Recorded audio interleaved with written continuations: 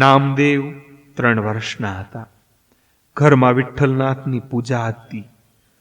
પિતાને બહાર ગામ જવાનું થયું. નામદેવને પૂજાનું કામ સોંપવામાં આવ્યું. પિતા સમજાવે છે કે બેટા, ઘરના માલિક વિઠ્ઠલનાથ છે. એની સેવા કર્યા વગર ખાઈએ તો આપણને પાપ લાગે. નામદેવ પિતાજીને પૂછે છે, બાપજી, ઠાકોરજીની સેવા કેમ કરવી તે મને બતાવો. પિતાજી કહે છે, આ ઘરમાં જે કાંઈ છે તે આપણું નથી, વિઠ્ઠલનાથનું છે. સર્વના માલિક વિઠ્ઠલનાથ છે. પ્રસાદ રૂપે ગ્રહણ કરીએ તો દોષ લાગે નહીં, ઠાકોરજીને અર્પણ ન કરીએ તો પાપ લાગે. નામદેવ પૂછે છે, પિતાજી, ઠાકોરજીની સેવા કેવી રીતે કરવી એ મને બતાવો. પિતાજી સમજાવે છે, બેટા, સવારમાં વહેલો જાગજે. વેદાંતીઓ બ્રહ્મની વાતો કરે છે, જીવ બ્રહ્મ છે. જીવ ભલે બ્રહ્મરૂપ હોય, પણ આજે તો તે દાસ છે. આજે હું દાસ છું. પરમાત્મા મને અપનાવી બ્રહ્મરૂપ બનાવે ત્યારે ખરું, પણ આજે તો હું દાસ છું. દાસ્ય ભાવથી જીવન સુધરે છે અને સમરણ પણ સુધરે છે. દાસ્ય વગર જીવની દયા ઈશ્વરને આવતી નથી. બેટા, વહેલો ઉઠજે, સ્નાન કરી પવિત્ર થઈ તે પછી ભગવાનની પ્રાર્થના કરવાની. પ્રાર્થના કરી ઠાકોરજીને ઉઠાડવાના, જગાડવાના. ઉત્તિષ્ઠમ ગોવિંદમ ઉત્તિષ્ઠ ગરુડધ્વજ ઉત્તિષ્ઠ કમલાકાંતમ ત્રૈલોક્યમ મંગલ કરું. પણ તે પહેલા ભોગ સામગ્રી તૈયાર રાખજે બેટા. વૈષ્ણવના હૃદયમાં પ્રેમ ભાવ જાગે એટલે ઠાકોરજીને ભૂખ લાગે છે. ભગવાનના ધીરે ધીરે ચરણ પખાળવા, તેમને દુઃખ ન થાય એવી રીતે બેટા શરણ પખાળવા. યથા દેહે તથા દેવે, યથા દેવે તથા ગુરુ. સ્નાન કરાવી ધીરે ધીરે ઝાંખી કરજે. એવી રીતે ખૂબ સદભાવથી સેવા કરવાની. પછી ભગવાનનો શૃંગાર કરવાનો. ભગવાનને પૂછવાનું, કયું પિતાંબર લાવું મહારાજ? શૃંગાર કરનારો સ્વરૂપ સાથે એક બને. પ્રભુએ આપ્યું હોય તો વાપરવામાં સંકોચ ન કરવો. જેવો આનંદ યોગીઓને સમાધિમાં મળે છે, તેવો આનંદ ભક્ત અને ઠાકોરજીના શૃંગારમાં મળે છે. ઉઘાડી આંખે સમાધિ જેવો આનંદ મળે છે. યોગીઓને પ્રાણાયામ પ્રત્યાહાર કરવા પડે. તેમ છતાં મન કોઈ વાર દગો આપે છે. કનૈયાને વારંવાર પૂછજો તો કનૈયો કહેશે, એટલો સમય જગત ભૂલાશે અને પરમાત્મામાં તન્મયતા થશે તો આનંદ થશે. શૃંગાર કર્યા પછી ભોગ અર્પણ કરવાનું, દૂધ ધરાવવાનું. વિઠ્ઠલનાથ શરમાળશે. વારંવાર પ્રાર્થના કરીએ પછી ઠાકોરજી આરોગે છે. પ્રાર્થના કરવી બેટા, નાથ, તમને જરૂર નથી, પણ મારો પ્રસાદ આરોગો એવી મારી ભાવના છે. અનેક વાર પ્રાર્થના કરીશ ને તો બેટા ઠાકોરજી દૂધ લેશે. સેવામાં ભક્તિમાં પ્રેમ મુખ્ય છે. સેવા ભાવથી કરજો. સેવા પછી પ્રાર્થના કરવાની, નાથ, અજામિલ જેવાનો ઉદ્ધાર કર્યો તો મારો ઉદ્ધાર શું નહીં કરો? આપે અજામિલ જેવાની ઉપર કૃપા કરેલી છે. નાથ, હું અધમ છું, પાપી છું, પણ અજામિલ જેવો નથી. અજામિલે તો વેશ્યાને રાખેલી, મેં ઘરમાં વેશ્યા તો નથી રાખીને, તો મારા ઉપર કૃપા નહીં કરો? સ્તુતિ પછી ભગવાનને વંદન કરવાના.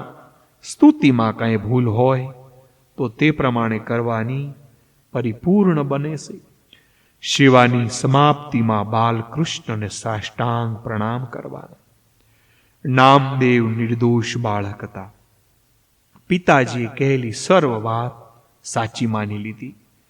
નાના બાળક હશે, તેને સમજાવવામાં આવશે તો મૂર્તિમાં તેને ભગવાન દેખાશે.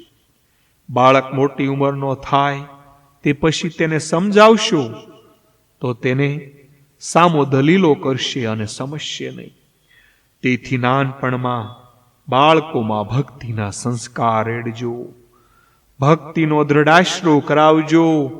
નામદેવના મનમાં ઠસી ગયું કે ભગવાન દૂધ પીશે. વાત ઠસી ઠસીને કરી હતી, એટલા માટે એને પરમાત્માની વાત મનાઈ ગઈ કે ભગવાન દૂધ પીશે, પરમાત્મા જમે છે. ભગત થવાતું નથી, ભગત જન્મથી જ હોય છે. ભગત જન્મે છે. નામદેવ બાલ્યાવસ્થાથી જ ભગત હતા, ભગવાનના વાત્સલ્ય ભગત હતા. તે દિવસે રાત્રે નામદેવને ઊંઘ આવતી નથી. સવારે ઠાકોરજીની સેવા મારે કરવાની છે. પ્રાતકાળમાં 4 વાગે ઉઠાડવાના છે. ભગવાનને પ્રેમથી જગાડે છે. ભગવાનની સેવા બાળક થઈને કરજો. બાળક નિર્દોષ હોય છે. નિર્દોષ થઈને સેવા કરશો તો નામદેવ ઠાકોરજીના શરણ પખાળતા સુંદર શણગાર કર્યા છે, એવી રીતે તમને પણ ઈશ્વર મળશે. નામદેવે ઈશ્વરના શરણ પખાળે અને સુંદર શણગાર કર્યા છે. વિઠ્ઠલનાથ પ્રસન્ન દેખાય છે. ઘરમાં ગરીબી હતી. તુલસી અને ગુંજામાળા ઠાકોરજીને પ્રિય છે. તે અર્પણ કરી છે. થોડું આપો તો પણ ઘણું બધું માને એ મારો ઈશ્વર છે. ઘણું આપો અને થોડું માને એ જીવ છે. ઠાકોરજીને ગોપીસંદનનું તિલક કર્યું, શૃંગાર થયા. પછી ઠાકોરજીને ભૂખ લાગે છે. આપણા હૃદયમાં પ્રેમ હોય તો તે પ્રેમ મૂર્તિમાં જાય છે. મૂર્તિ ચેતન બને છે. પ્રેમ અને જળને ચેતન બનાવે છે. પ્રેમથી જળ ચેતન અને ચેતન જળ બને છે. નામદેવ દૂધ લઈને આવ્યો. વિઠ્ઠલ, તમે જગતને જમાડનાર છો, હું તમને શું જમાડી શકું? તમારું તમને અર્પણ કરું છું મારા નાથ. છમો. ત્વદીયમ વસ્તુ ગોવિંદમ તુભ્યમેવ સમર્પય. નામદેવ વારંવાર વિઠ્ઠલનાથને મનાવે છે, વિનવણીઓ કરે છે. નામદેવનો પ્રેમ જોઈને વિઠ્ઠલનાથ પ્રસન્ન થાય છે. વિઠ્ઠલ દૂધ પીતા નથી, કેવળ પ્રેમથી નામદેવને નિહાળે છે. નામદેવ કહે છે, બેટા, હું બાળક છું. આજ સુધી સેવા ન કરી તેથી નારાજ થયો. દૂધ કેમ પીતા નથી? જલ્દી દૂધ પી લો, તમને ભૂખ લાગી હશે. શું ખાંડ ઓછી પડે છે તેથી તમે દૂધ પીતા નથી? નામદેવ ઘરમાં જઈને ખાંડ લઈને આવ્યો અને ફરીથી દૂધમાં ખાંડ પધરાવી. જીવ ઈશ્વરને મનાવતો નથી, તેથી પરમેશ્વર માનતા નથી.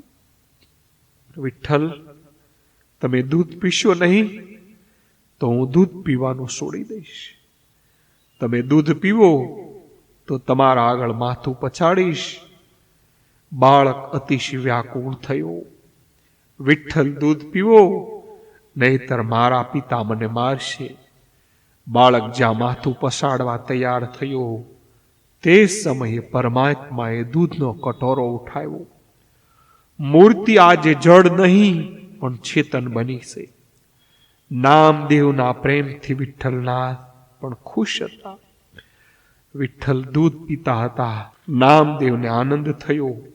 આશા હતી વિઠ્ઠલનાથ થોડો પ્રસાદ આપશે. વિઠ્ઠલનાથ, તમને આજે શું થયું છે? તમે એકલા દૂધ પી જશો, મને દૂધ નહીં આપો? વિઠ્ઠલનાથે નામદેવને ગોદમાં લીધો. નામદેવ વિઠ્ઠલનાથને દૂધ પીવડાવ્યું અને વિઠ્ઠલનાથે નામદેવને દૂધ પાયું.